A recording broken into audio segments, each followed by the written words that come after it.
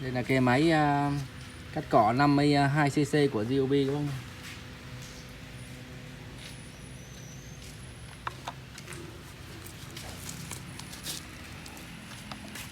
Đây là cái mã của máy đây.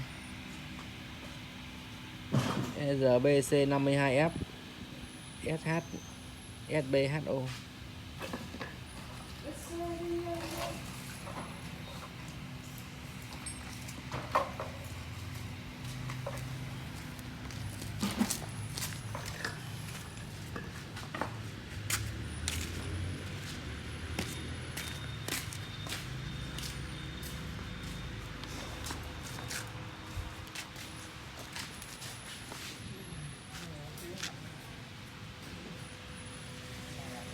Này là cái động cơ cũng là 2 thì luôn các bác ạ.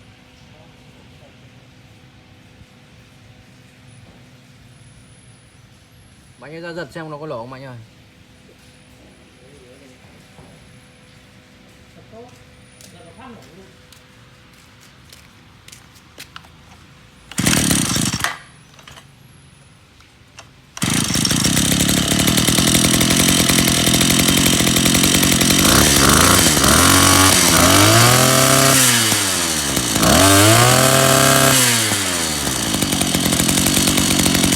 Máy ngon lành các bác nhé.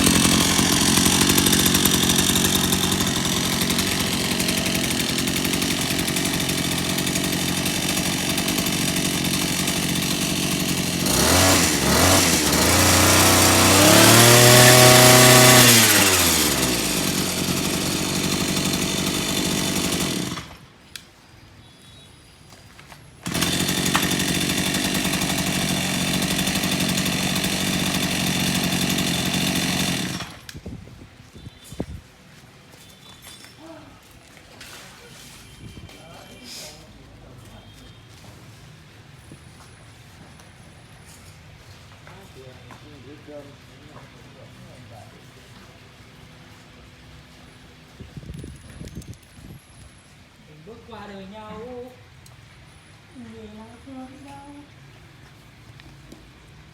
Cái này thì cái càng của nó như là cái càng ghi đông xe máy. Này mình cầm nó dễ hơn.